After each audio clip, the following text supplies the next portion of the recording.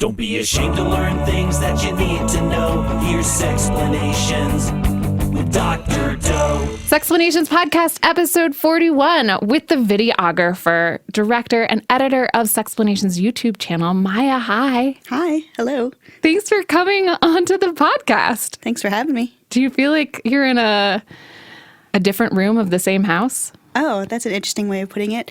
Yeah, a little bit. I'm not used to having like a mic like right up in my face, so this is a new sensation, but it works. It works. I'm sure like over time, like I will not be paying attention to it. Yeah. So, no, it's good. It's good. I'm excited to have this space to sort of try podcasting for the first time. I'm so excited for you because I can imagine you being on all sorts of podcasts. There are lots of podcasts that are produced out of this studio. Oh, sure. Yeah, definitely. So, but they're all like really well-spoken, competent people who know a lot about their own subjects. And I'm happy to listen to all of them. But yeah. So. But here at least, you don't have to know about your own subject. I just like having people on the podcast who are fun to talk to. And you and I talk pretty regularly because we shoot the YouTube channel together.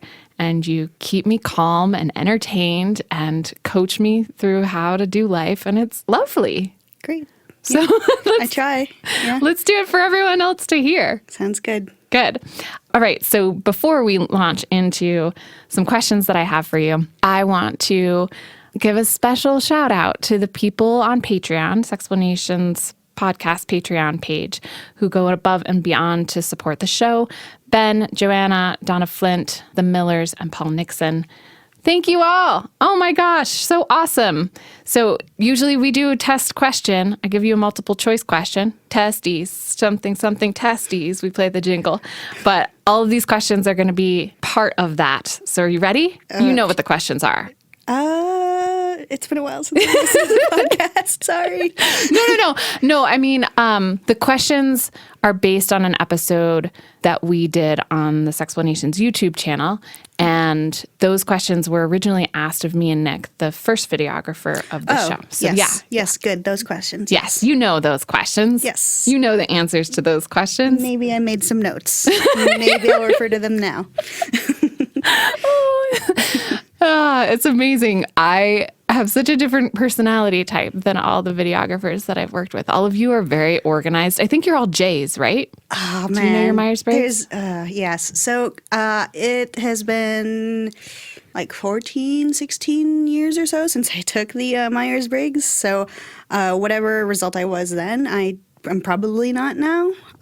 But yeah, that's a very long way of saying I'm not sure what mine are. So I always just tell people I'm a Slitherclaw and then make your own assumptions about like what that matches in terms of like Myers-Briggs personalities. So. Interesting. Yeah. Slitherclaw. Yeah. So Ravenclaw is like my primary house. You're Pottermore? Yes. Yeah. Okay. Yeah. But you identify with Slytherin? Well, it's weird, right? You don't maybe expect that when you talk to me, but I took some like hybrid house tests, and like there are other tests where they figure out the levels to which like you're 46% Ravenclaw and X% Slytherin and Gryffindor. Mm-hmm. Man, I had like notes that I was going to say about like all this stuff, and it's just coming out now. Good. Yes. And so when I took one of these tests, I was like primarily Ravenclaw, followed closely by Slytherin, and then Gryffindor, and then like the way bottom, like Hufflepuff. So that's sort of how I break down, I guess, if you want to talk in Harry Potter terms. Yeah, I'm happy to. I don't know. Does your audience know like what those names mean, or like what are the traits associated with each of those houses? I think so. I mean, Harry Potter has been around for a long time, and I think that we attract people who are curious, nerd types, intellectuals, sapiosexuals, and Callie, who is kind of the production of the podcast that I talk so much with you about, how you two are similar, right? You play similar roles in my life, but you also have a fondness for Harry Potter. And on the podcast that I did with her, she talked about that representation. Amazing, I think, that Harry Potter is such a huge identity. I think it is more valued than Myers-Briggs. Yeah, certainly for like the generation that grew up with it, it's like, yeah, for Yeah. sure. I mean, like Harry Potter came into my life when I was like 11, and so we like literally grew up together. Oh my gosh, that's so cool. Yeah. So no, I'm not surprised that there are people who are using that as personality identifiers. Yeah. Like millennials now. So I mean, like people now are like naming their kids Hermione and such. So and their cats Luna and yeah. So that's totally commonplace, and I am all here for it. Okay, well, I don't know enough about Ravenclaws or Slytherin to know how that plays a role in what is so similar about you and Matt and Nick. Okay. But I will say that in my Myers-Briggs world, there's a J component there, which is like routine, get stuff done, clock it in, like have a schedule, which to the P part of me is like, like if I ever have to do the same thing twice, it makes my skin itch. So when you say like, hey, Lindsay, this week, like I need some more time to edit or can we shoot on this day or whatever, I'm like, yes, that's awesome. I love the change. And if I do that to, I don't know how it's been for you, but when I did that for Matt or Nick, I think both of them were just like, what? No, you can't change anything. It'll disrupt my bowel movements. Like, it was just so, upsetting to them. Yeah, I mean, I think there was certainly a time in my life when if any small things were to change, like alarm bells would go off in my head and I'd freak out. And I'm trying to be conscious of that now and trying to sort of like adapt and go with the flow. And I can't say that whether I've been successful in that or not, but there's certainly like an effort there to just try to be more flexible, I guess. So. Well, I appreciate that so much. And I hope you know, I try to be so regimented, even though it goes against everything that feels good to me. I still, I want to respect that it's a big house, right? Complexly is a company where a lot of things are going on and I am one cog and I need to participate in that way. But yeah, it's certainly uncomfortable to be like, I have to be there every Thursday. Oh my gosh. So, like, the metaphor I like to use with that, well, first of all, have you ever seen, like, oddly satisfying, like, compilation videos of, like... What do you mean? So I think, I'm pretty sure they're on YouTube. Like, And they're called oddly satisfying? yeah, something like that. Okay. That's sort of the descriptor where, marbles will fall, like, exactly into place, or, like, you'll cut through, like, a slice of cake. Yes, and it'll I be have seen. perfect. Yes. Like... when things go exactly as planned, it's like that. And it's almost like, yes, good. I want everything to fall into place. You just moved in like this orgasmic thing against the couch. I mean, where you're just like, oh my gosh. It's essentially like that, yeah. So when things sort of disrupt that flow, it's like, you're not hitting like the points that you want to, right? Like, I don't know, I'm trying to use like sex metaphors here because this is a sex podcast. So. That's what she said, yeah. Yeah. I'm the opposite. Those I've seen some of those videos and I get what's attractive about them, but there is also an uneasiness in me, like, ew, just why can't we have crumbs everywhere and frosting and like make a mess? That's where the creativity comes for me, of like Sure. the scatter and maybe the organized chaos. Anyway, so it's been really helpful that I would guess that you're a J, have had so many J's to work with, because that's why the channel comes out every week. Otherwise, it wouldn't. It would just be this bouncy little Lindsay wanting to make a show and it never happening. It's like, hey, video go up this week? Yeah. Whatever. So, going back to questions so we can stay on track and make you feel comfortable in our organization. Sure. Best part of Sexplanations? Definitely knowing that I'm producing or helping you produce like comprehensive and fun sex ed for all you lovely people. Yeah. That's so sweet. Yeah, definitely. For me, it's very important to know that what I'm doing and what I'm making has value. And so, yeah, sorry, I get like really emotional whenever I talk about this job. So, and the best way to see that is in the way people respond every week with videos and such, and seeing that people are taking away something and learning things. And, the fact that we're helping people is like really important to me. So, yeah. Maia, You're going to make me emotional too. I mean, I guess I haven't really ever heard you talk about what this job means to you. Sure. I think loosely when we were in the hiring process, I think Matt, who preceded you, talked about how you had almost designed your education for this job. Yeah. That's a big deal. Yeah, yeah.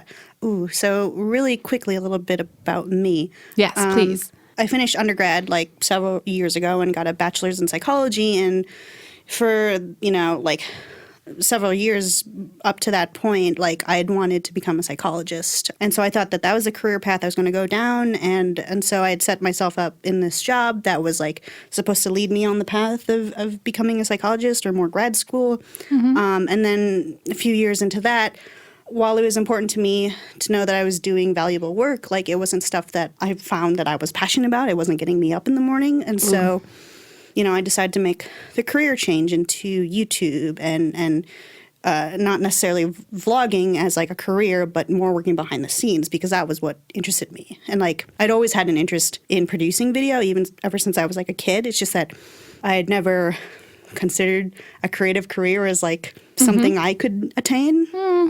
But then when John and Hank started Complexly and all their shows, I'm like, oh, this is it. This is like the kind of thing I want to be doing. I want to make content for people where they can learn and engage and we can become better people because of it, right?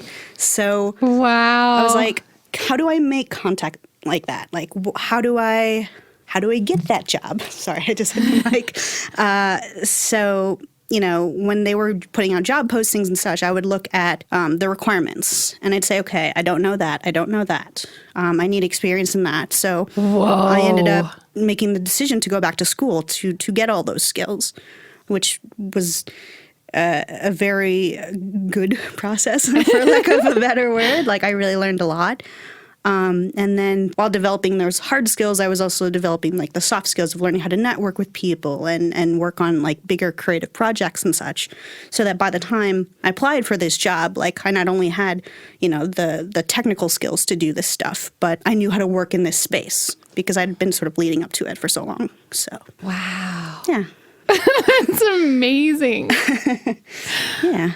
I keep applying it to like identifying someone that you want to date and then learning everything there is to know about them so that you can become the perfect spouse. That version of it is kind of creepy though, but yours is actually, it's so beautiful. Thanks. And I feel really lucky. Yeah. Yeah. I mean, how could I not? The fact that I get to work with somebody who took so much care to want to do the exact thing that we do. Yeah, I will say it wasn't easy and it took a very long time. I think I have a few people that since getting this job maybe think that like it happened quickly or I just got lucky, and luck did have a role to play in it, but it really was just years of like hard work and learning a lot of lessons and maintaining good relationships, like all the stuff that you would think goes into, getting something that you finally want. There's a lot of work behind the scenes to go into it, which a lot of people don't know. So I'm working on trying to sort of share that information with the world. So On your YouTube channel. yes, nice segue. Yeah, I'd recently did a soft launch of like my YouTube channel where up until recently it had been very much just like my personal channel where I just watch my subscriptions and I didn't really upload anything to it. But now that I have this space and this opportunity to make things for people, I thought like maybe I should just make a series where I talk about how I got my dream job and, share the mistakes I made because there were a lot of them and the lessons I learned from that. So hopefully it'll be valuable to someone out there. It's valuable to me. I watched the first episode and it's so good. Thanks. Yeah. Yeah. You're very well spoken and great at editing and just communicating in general, whether that's visual with text or your mouth. Yeah. Non-verbally, whatever. Right. It's so good. That's so interesting because like I got into YouTube originally because I didn't feel like I was a good communicator. And so I wanted to develop my skills not just as like an oral communicator, but a visual communicator. And so, yeah, YouTube's been very helpful for me in that way. Maia, you're such an inspiration. That's so cool. Thanks. I mean, this is just like Lindsay throwing a bunch of compliments at me and me trying to like, good. Yes, I don't know what to do with these. Thank you. Well, I am very grateful. You want another question? Would that help? Yes. Favorite episode? Ooh, I have some notes on that. And I found sort of a common theme among the ones that like first come to mind. So ones I have written down are Does Penis Size Matter?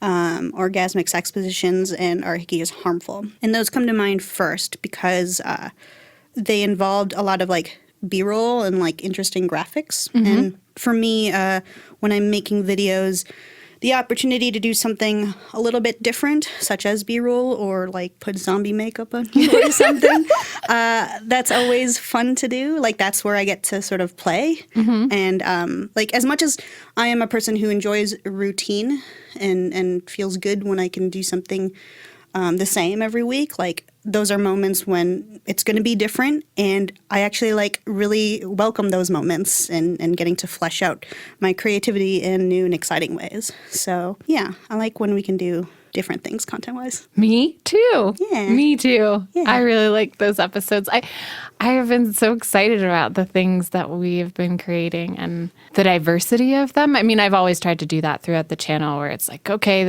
we'll do sexual orientation, then we'll do anatomy, then we'll go to gender, then we'll do something around disorders. And it's constantly trying to bounce around. But it just feels really alive in how the energy of it is. Like, okay, we're going to do something that's really emotional or really playful or really serious. And that's also part of the diversity that I appreciate. Okay, crush or squish. I'm guessing that refers to crushes and squishes in general, or if you have one on Hank.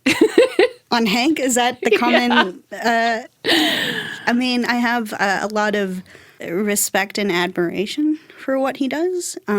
That's like a squish. Yeah. So squish is a non-romantic, non-sexual crush. Yes. I did Urban Dictionary that before I came on. So. Yeah, no, definitely. He's, I don't want to get too mushy about it, but yeah, no, he's a good guy who's done a lot of good things for YouTube and educational video, and I'm happy to be here because of him. So, yeah. Squish on Hank, good, yes. I mean, these questions are coming just from an unscripted conversation that Nick and I had on the Sexplanations YouTube channel on the show where Lindsay and Nick answer your sex questions. And I was asking him if he had a crush or a squish on Hank. Yeah. Yeah. How about you? Do I have a crush or a squish on Hank? Yeah.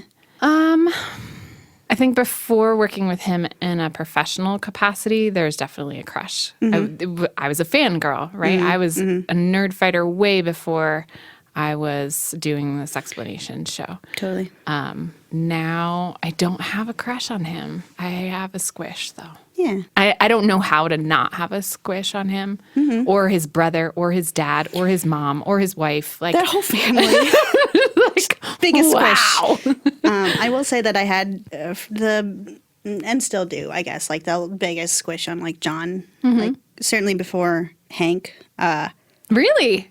Okay, so really quickly, Yeah, like give it to me. how I got into like Nerdfighteria was that I didn't really know anything about YouTube culture. Like I wasn't watching YouTube. Like I thought YouTube was a repository for cat videos and viral videos, and I didn't understand that there was like a culture or a community behind it. And then I was watching Charlie Is So Cool. Like he was the first YouTuber that I watched, the first vlogger that I watched, and he had done.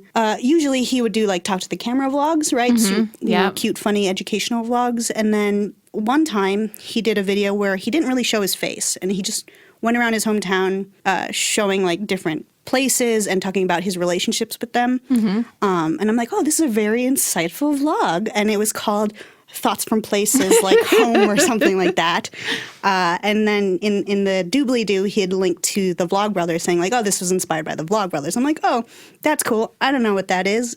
But then, as luck would have it, you know how when you're watching a YouTube video on a desktop, like you'll see the recommendations on the side? And the first one there was like a Thoughts from Places from Vlogbrothers. So like the thumbnail wasn't like super appealing. It was like the ocean. I'm like, I don't know, I'll click on it. And I'm really glad that I did. Me too.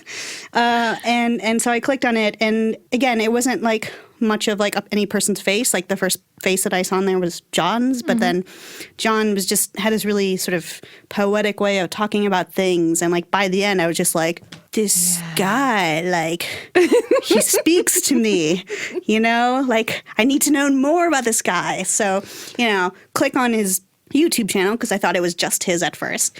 And I go to like the most recent video or one of the most recent videos on there, and it wasn't him, it was Hank, right? And I thought, okay, well, maybe this guy will be just as like, you know, thoughtful and insightful as this John fellow. Can you guess what video I clicked on? Thoughts from places. No. It was Humpy Hank.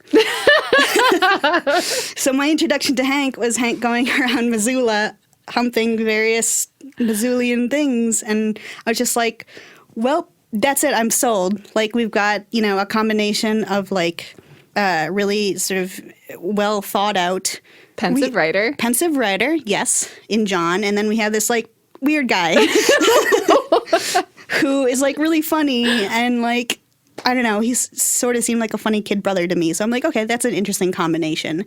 And then as I continued watching more and more videos, I'm like, oh, okay. Like these guys are really passionate about like humanities and sciences and engaging a community. And that was just like the most fascinating things to see them talk directly to their audience, because up until that point, I was watching YouTube as like a passive viewer. Like I didn't think about engaging with the creator.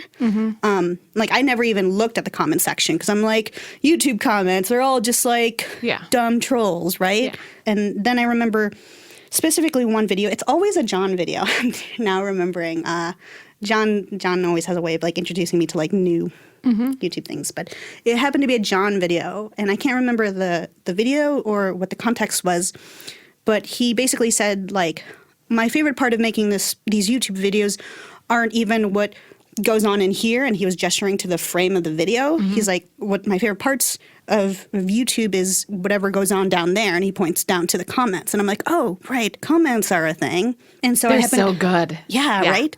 So I scrolled down, and again, very grateful that I did that, because it was down there that's where the community was happening. That was where the conversations were happening, and people were really kind and funny. And I'm just like, wow, like people like that like exist in the world. It just, you know, made me very hopeful for like, you know, the way people communicate online and such. You found your internet home. I did, yeah. That's so special. Yeah. And then you're part of Road to Nerdfighteria, right? Yeah. So the Road to Nerdfighteria is this project that I founded with my friends, sort of as a response to the 10 years of Nerdfighteria being a community. And there's a story with that too. So it was like the last day of VidCon a couple years ago, and my friends and I, we were sitting around the dinner table, and we were basically going around and sharing stories. Like I had asked, I think, because I ask this at every VidCon when I meet up with new Nerdfighter friends. I say like, oh, you know, how did you find Nerdfighteria? How did you find the Vlogbrothers? How did you sort of get into this world? What was your introduction video? And so, yeah, we were going around the table and sharing stories. And then my friend Liz, she said, once we were done sharing our stories, she said, you know, I've had this idea for a really long time to make this interaction, this what we're doing right now, like into a YouTube channel. And, you know, we were all just like, that's the best thing ever. Let's do it. People sharing stories. Like that's, I think that's why I got into YouTube and such in the first place, was because like people were sharing like their own stories in really sort of interesting and engaging ways. And so I'm like, can we make that a project? So we made it a project, and you know, people seem to really respond to it really positively. So yeah. I made you a video. Yeah. Oh my gosh. Can we just talk about how like that was so, we were so grateful for that. Like it was that day that our trailer had come out, and I had been working on like animating the trailer for like a week, 2 weeks before, and it didn't need to be made. We could have just launched the project and not had anything like that. But I'm like, no, we need to have a trailer. It has to be impressive. Like, this is where my Slytherin's coming in. Like, it's got to be impressive. It's got to, like, you know, be shared around social media, and it's got to inform people like, oh, there's this cool new project that's coming on. Here are the rules, et cetera, et cetera. And so we launched that project, and then I think like that day or that weekend, you sent us like your video, and we're just like, "Whoa, Lindsay Doe sent us, our very first video." We're And the background isn't focused, and her face is all blurry, but whatever. Right. I mean, that was the great thing about the project is that it didn't matter like what your equipment was at all. Mm-hmm. It's just, did you have a story to share? Like, there are a lot of people who, over the months that the project started growing, like, they would say, I don't know that if I have a good story to tell. Like, it's not very interesting. And I would always say, like, I really doubt that. Like, there's always something there that people will find and connect to. So just tell it and let people decide for themselves. So, yeah. Camaraderie in uninteresting stories. I really don't think that there is an interesting story, though. I really think that, like, there's... Yeah. I don't know. I agree. Yeah. Sorry, that was a whirlwind. I liked it. I love talking about Nerdfightarian, Hank and John's world, our world. It's very precious to me. But we'll go back to questions. Yeah. Biggest challenge? Ooh, I think the first thing that came to mind when I saw this question was time management, just because... So I work on another YouTube show as well that we launched at the beginning of March called Nature League, which, shameless plug, you should all check out.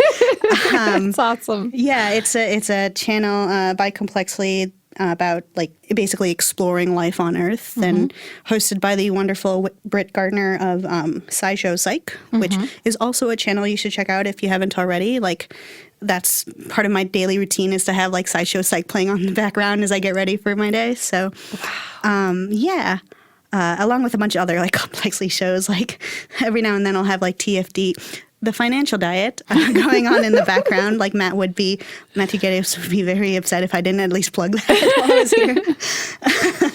Anyway, so since we launched that channel, I've had to juggle these two shows, and my instinct is to want to give 110% to both things, and you can't give 110% to one thing, much less two. And so for me, it's been a process learning how to sort of scale back in terms of like, okay, well, I only have X amount of hours to cut this video together and make graphics. Even though that would be a really cool graphic to put for this particular part, I have to keep in mind that I also have to cut this other video together this week. And so I have to like make those sacrifices basically. So learning that, I can't quite say I've mastered it yet, but I'm definitely learning how to. Yeah. So I think too that this company, being that it's founded on the energy of Hank, it constantly pushes, challenges, right? So what I've found with working alongside Nick and alongside Hank and alongside Matt is that they'll kind of find a groove and then they'll get another project. Like, oh my gosh. Yeah. Like we had just gotten to the point where it was like, oh yeah, I can make Sexplanations video every week to like my own personal standard. Like, oh, this is great. And then this new channel started and I'm like, oh no, I have to start back at square one again and figure out like how to do this now and juggle both. I'm sorry, I keep using juggling because I'm a You're juggler. A juggler. So I'm just trying to find a way to suddenly work that into the conversation. And hopefully you're going to teach me this year because Oh my gosh. everyone in my family knows how to do it except me. I find that odd, but Well, yeah. was it just that you weren't interested or nobody sat you down and said, here, Lindsay, here are 3 balls? I think both. Or you just had different kinds of balls. I was juggling other balls. Okay, next question. Goals for Sexplanations? There's a way to incorporate traveling somehow. It'd be cool to do some more episodes like out of the studio. Yeah, we're trying to go to Vegas. Yeah. Talk to people at the brothels there. Red light districts would be amazing. Even going to some place where there's more diversity than what we have in Missoula and doing interviews with people would be really fun. Yeah, definitely. It's weird. Like I'm now aware of like how often I've sort of pushed the idea that like, oh, I really like routine, but like the stuff that I'm suggesting doesn't really have a routine. So I don't know what that says about me. Maybe I'm just like now sort of transitioning over into more of a P than a J. I don't know. Ooh, do the evaluation and then let me know because I'm so curious. Okay.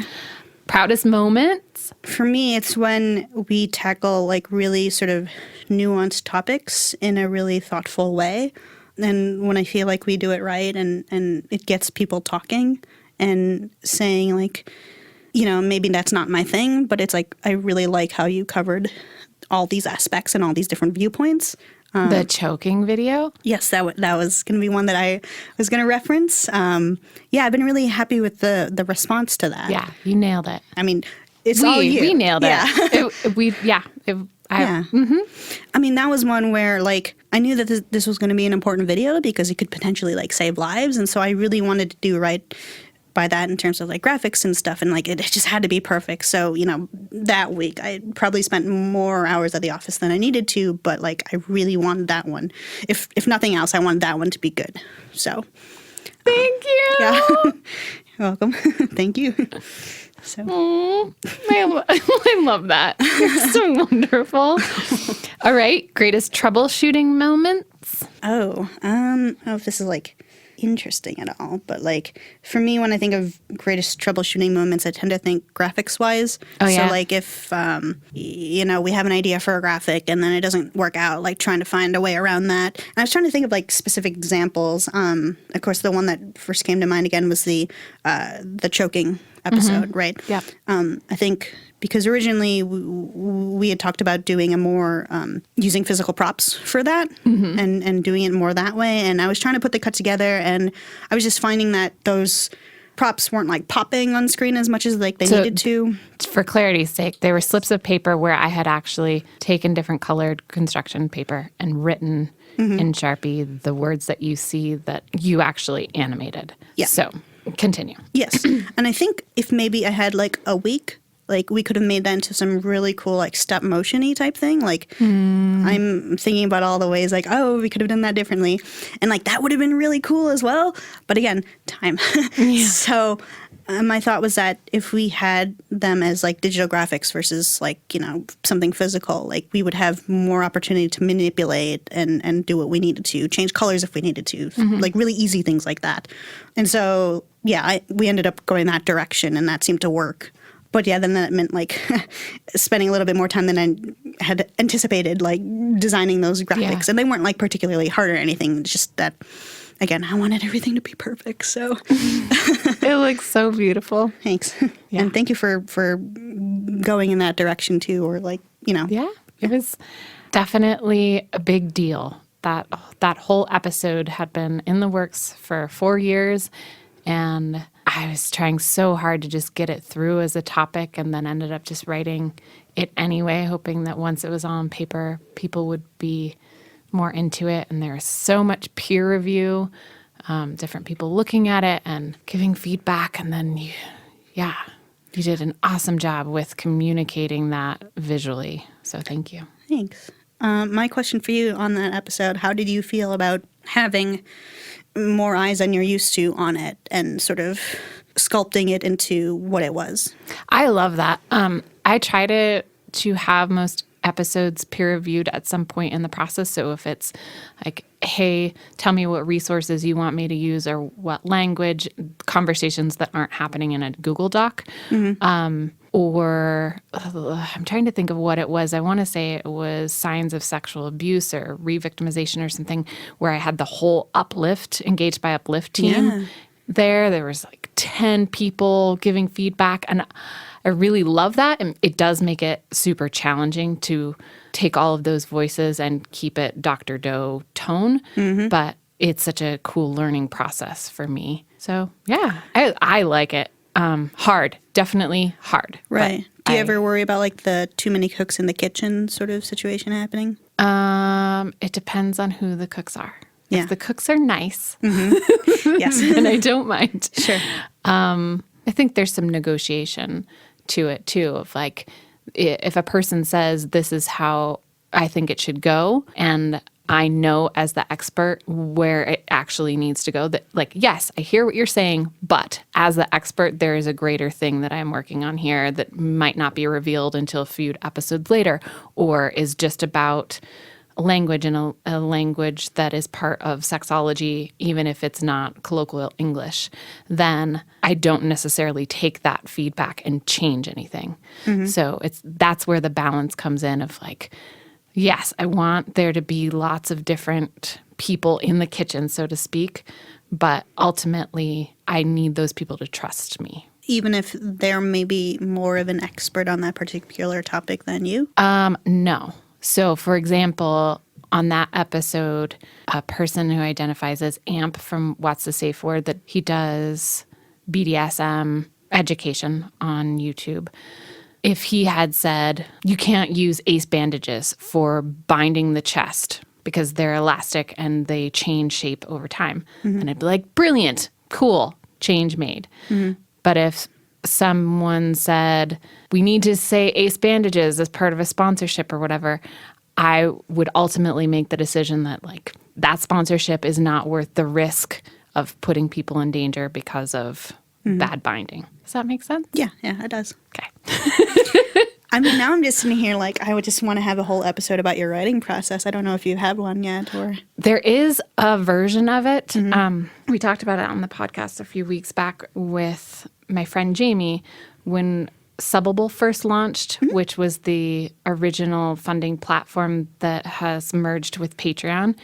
I did a whole episode. It's really beautiful. Nick did so much B-roll, really cute stuff with his dog. And anyway, it does talk about the writing process of how people's perspectives are brought in and how many times it's rewritten and how many resources that I make sure to use. So it's not just, oh, this article from BuzzFeed so that I'm tapping into what currently is going out to the masses, but also this textbook, this research article, conversations with people who are doing sex education, then the people who are receiving the sex education that's good, and the conversations with people who are receiving sex education that's bad.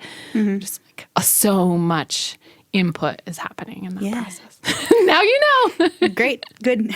Yeah, I can't imagine doing two channels. Like the way that you do Sexplanations and Nature League. Sexplanations is so full-time for me. Yeah. I don't know how other people in this company do it because like nobody has just like one video a week they have to produce.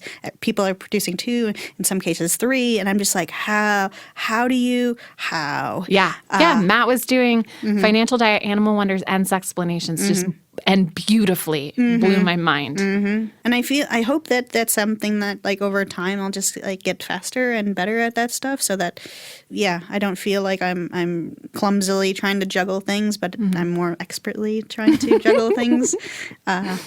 So I'm very much looking forward to that day when I've found the right balance. When you hit your stride and they give you a third channel.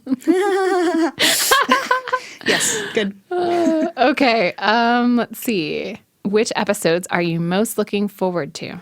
I know that in the pipeline we've got trans history coming up, which I think would be a really important and I think it's going to be like a really good episode, but it's also going to be, I think, different from at least what I've done so far. Yeah. I know that this is going to be more of a history lesson and pretty graphics heavy, I would say.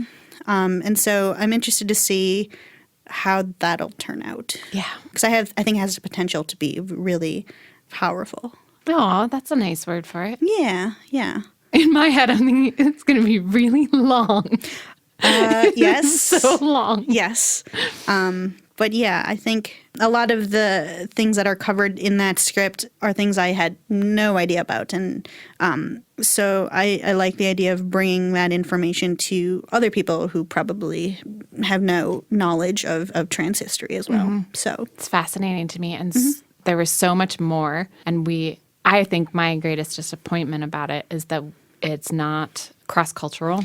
Yep. We've talked about that. But even to just get the Euro-American version, I think, was a big deal because a person could do an entire YouTube channel. Like we have Sexplanations. They could do one of trans history. There is enough there that every episode could cover a person or an event. And so for us to even put it in, I don't know, maybe under 10 minutes, it'll be good. We'll see. I'll let you know how I'm feeling that week.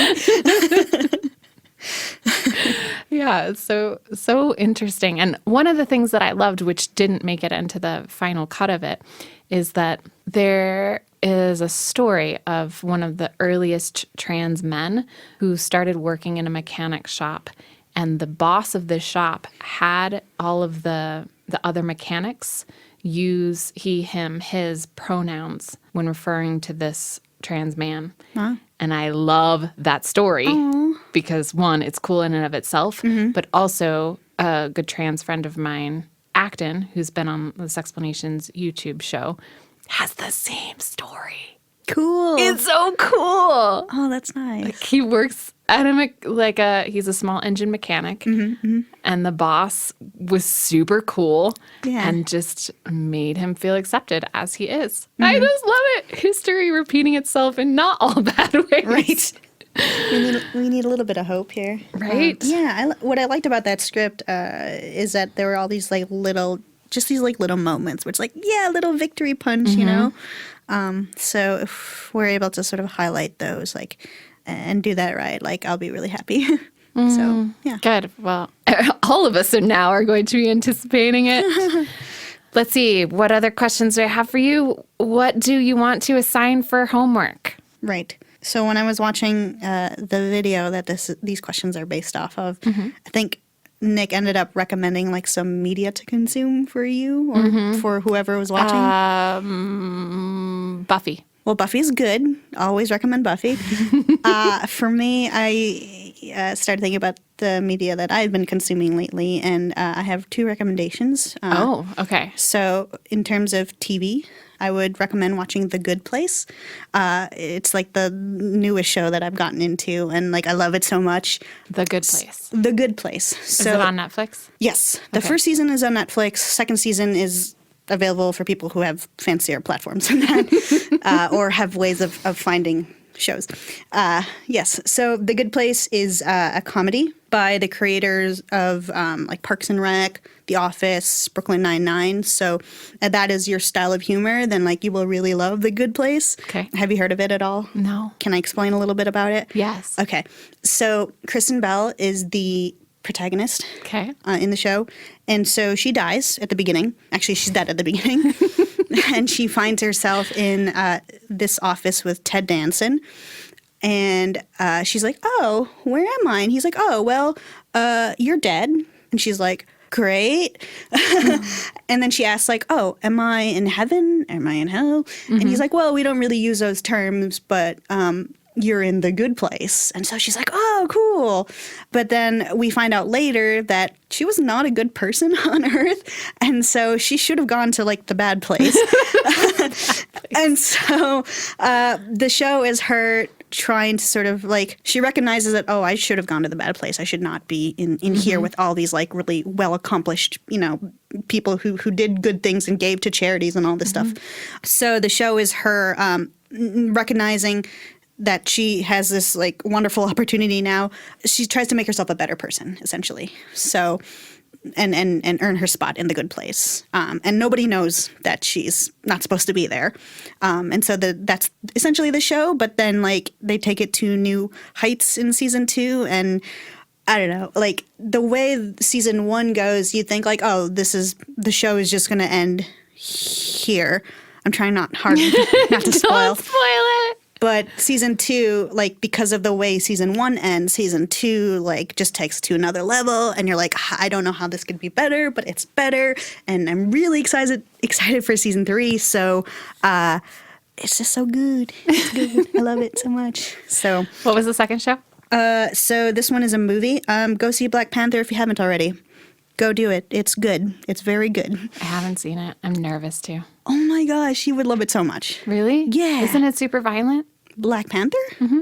The Marvel movie? Yeah. That's meant to be consumed by like kids and adults alike? Okay, I'm going to see it. No, it's really good. Like it just made me so hopeful for movies in general. Like it's a really important movie, right? Okay. Like the representation and like these complex characters and visually it's just stunning. Okay, I'm going to do it. It's so good. I'm going to. Okay, good.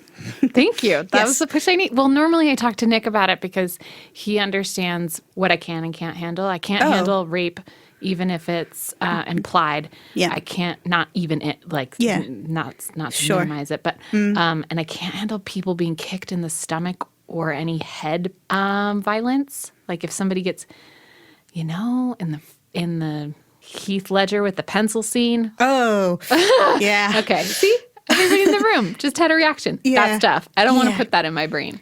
I had a friend who had had similar questions. Like, I'm thinking about seeing it. Can you tell me just if there's going to be any like bloodshed or anything like that in this movie? And I said, there's only really 2 scenes that you need to watch out for where like spears are involved, and you'll know it's coming because they're both waterfall scenes. But honestly, like they all happen so quickly, and it's not gory. Like you don't have Kill Bill level. It's like the rest of Marvel. Yes. Okay, I don't mind that. Yeah, it's fine. And there were a lot of good-looking people in there as well. Oh man, can I just? I don't know if this will make it to the episode. Yeah. But can I just tell you? There's this. It's a tweet or a Tumblr post that went viral or something because this girl goes to see Black Panther. She's wearing her retainer, and like she finds like the scene where like Michael B. Jordan is shirtless, like so hot that like she like clenches down so hard on her retainer and actually breaks it and has to like go get it replaced or whatever. Yeah, because the thirst is real. So. Yes, there's a lot of good eye candy in that movie. So if nothing else, go see it for that. Okay. You've sold it really well.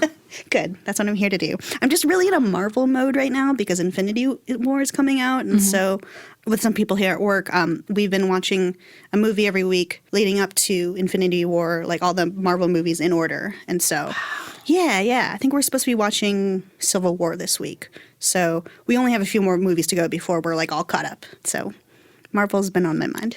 Wow. Yeah. I am.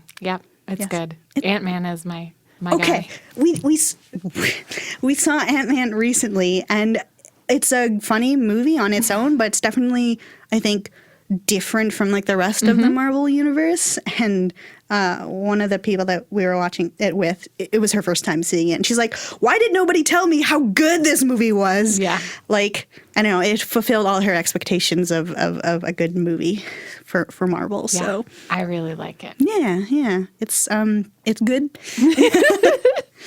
Yeah. Okay, so we need to do Kegels. And then I have 2 more quick questions. They're not quick questions. Sure. Okay, so Kegels first. Okay. Maybe what we'll do is clench the whole time that I ask you the question. You can clench the whole time I ask you the question. Okay. And then I'll clench the whole time you answer the question. Oh, okay. So keep them short? So be kind. Okay. Ooh. Okay, ready? All right. What do you want Sexplanauts to know? So Sexplanauts are the people who pledge on patreon.com/Sexplanations. What do you want them to know? I'll bring it back to Harry Potter. I'm clenching. Yeah. Right, so I will not go for a very long time about this. You're fine. Mine are strong. Regardless of your Hogwarts house, always strive to be a Hufflepuff because kindness and patience and fair play, like you can't really go wrong with those. That's beautiful, Maia. Oh my gosh. Thanks. I'm not a Hufflepuff. I'm the furthest thing from it, but that's sort of what I always strive to be. So, I had way more notes written for this particular question, but I don't want to take up too much of your time. You can. I want to hear what you have to say, and I'm still clenching. Are you? Okay, I'll try to make it quick. Basically, my thought is that with the other houses, if you're like 2 Slytherin or 2 Ravenclaw or 2 Gryffindor, there is the potential to be harmful to people with that, and not like intentionally or anything. But like if you're 2 Slytherin, if you're too ambitious, let's say, like you might hurt people along the way in trying to get to the place where you want to be with your ambitions. And then with like Ravenclaw, if you're too like in the weeds with the data and the knowledge, you maybe forget about like how it impacts the people, right? Or if you're too Gryffindor and you can be far too impulsive and again, like potentially hurt people. But with Hufflepuff, if you're too kind, like that, you don't hurt anybody. So maybe yourself. I guess. Dang. Man, it was perfect in my brain, and then you had to mention that. No, it's still going to become a poster. Somebody is going to quote it and put it all over Tumblr. It's going to be beautiful. I feel like it's got to be on Tumblr. I'm not the first person to have this thought. I'm fairly certain. Yeah, no, I'm not. Well, it's a beautiful one. I'm glad that you're reinstating it. Mm-hmm. Okay, ready for the next question? This is your clench. Oh, yes. Yep. Okay. Where would you move Sexplanations to? It's not really a reality at this point. Yeah. In my dream scenario. Yeah. Probably like a city like Chicago. Oh, Maya. Yeah. I don't know. I am not a city girl. Yeah, I know. This is me being very selfish and not That's okay. considering. Yeah, no, it's your answer. Yeah, no. I guess like the people would maybe presumably say like LA or New York or something like that. But the Midwest doesn't get a lot of love for those for media type jobs. So I'm like, let's bring it back to Chicago, guys. Like Chicago's good. Yeah. Like, yeah. I don't want to live. Nope. Understandable. Okay, so you gave me homework, which is to watch The Good Place? The Good Place and Black Panther. Yes. But what about homework for the people listening to the show? A little homework so you don't forget it. Here's Dr. Doe's Sextra Credit. It's called Sextra Credit. And basically, it's an assignment that they do during the week while they wait for the next episode. Oh, sort of anything in like, it can be anything? It can be anything. It could be Watch the Good Place and Black Panther, but if you want to give them specific Sexplanations podcast homework, you can. Be kind to yourself. Just know that you're good enough and remind yourselves of that when you don't feel it that way. Any suggestions on how to remind oneself? That's a really great question. And if I did that more to myself, I would probably have like ready suggestions. Maybe that's it. Maybe the assignment is that they write down 10 new ways that they can be kind to themselves. I like that a lot. All right. Yeah. Good. Assignment made. Mm-hmm. Thank you for being on the podcast. Thank you for having me. This was like super fun. Yeah? Yeah. See, not I'm like scary? very relaxed, and maybe it's the couches. I don't know. Okay. Well, all the other people out there who produce podcasts, remember, Maia, she is awesome. Put her on your shows. Okay, good. No, Internally Lindsay. screaming. Yes, thank you for being on the show. Thank you to Cinema Studios and Callie for doing all of the sound engineering. And, we're the two of you. I'm so excited for your friendship. Also, Complexly for production, and Count Boogie for the jingles, and Cora and Paro, I'm still learning.